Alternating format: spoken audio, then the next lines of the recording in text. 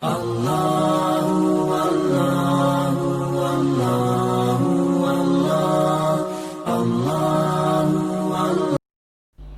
و سنت کو مضبوطی سے پکڑنے کی پہلی حدیث ام المؤمنین عائشہ رضی اللہ عنہ سے روایت ہے، وہ بیان کرتی ہیں رسول اللہ صلی اللہ علیہ وسلم نے فرمایا، جس شخص نے ہمارے اس دین یعنی دین اسلام میں نئی بات کو ایجاد کیا جو دین اسلام سے نہیں ہے تو وہ مردود ہے۔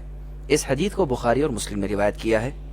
وضاحت: اس حدیث کی تشریح یہ ہے کہ دین اسلام کے دو سرچشمے ہیں، ایک اللہ کی کتاب یعنی قرآن مجید اور دوسرا رسول اللہ صلی اللہ علیہ وسلم سے مروی احادیث صحیحہ یعنی آپ کے وہ فرامین جن کی سندیں صحیح ثابت ہوں۔ جو شخص کتاب و سنت میں اپنی رائے کو داخل کرتا ہے تو اس کی رائے کو دین اسلام میں ہرگز کچھ حیثیت حاصل نہ ہوگی بلکہ اس کو رد کیا جائے گا۔ دین اسلام میں کسی کی رائے معتبر نہیں اور نہ ہی کسی کی تقلید جائز ہے۔ یہ حدیث دین اسلام کا بہت بڑا اصول ہے اور اس کو بنیادی قاعدے کی حیثیت حاصل ہے۔ مسلمانوں کو چاہیے کہ وہ ہر طرح کی بدعات کو رد کریں، خواہ وہ بظاہر مستحسن یعنی کتنی ہی اچھی اور بھلی ہی کیوں نہ معلوم ہوتی ہوں۔ واللہ اعلم۔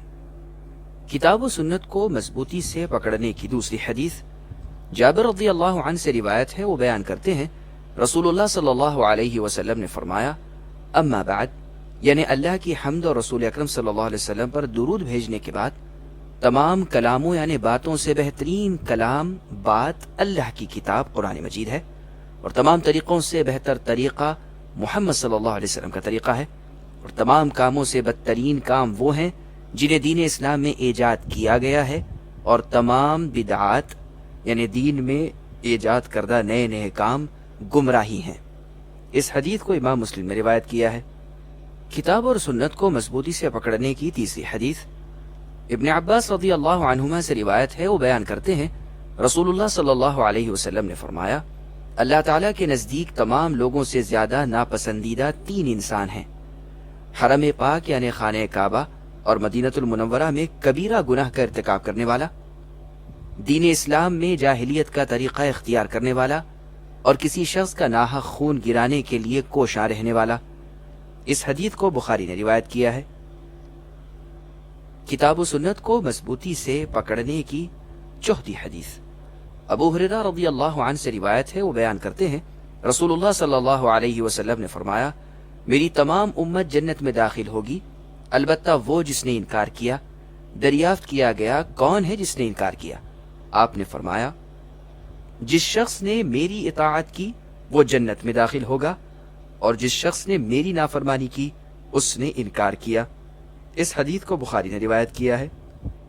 کتاب و سنت کو مضبوطی سے پکڑنے کی پانچویں حدیث جابر رضی اللہ عنہ سے روایت ہے، وہ بیان کرتے ہیں کہ فرشتوں کی جماعت نبی صلی اللہ علیہ وسلم کی خدمت میں پہنچی جبکہ آپ سوئے ہوئے تھے۔ فرشتوں نے کہا، تمہارے اس صاحب یعنی محمد صلی اللہ علیہ وسلم کی ایک مثال ہے، تم اس کو بیان کرو۔ ان میں سے ایک نے کہا، یہ شخص نیند میں ہے۔ دوسرے نے کہا، ان کی صرف آنکھیں سوئی ہوئی ہیں جبکہ ان کا دل بیدار ہے۔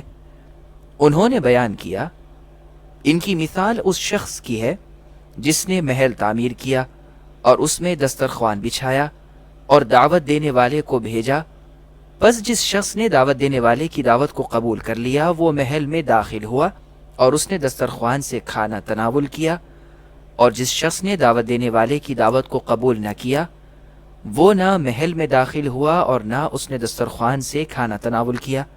فرشتوں نے کہا، اس مثال کی ان کے لیے تشریح کیجئے کہ وہ اس کو سمجھ پائیں۔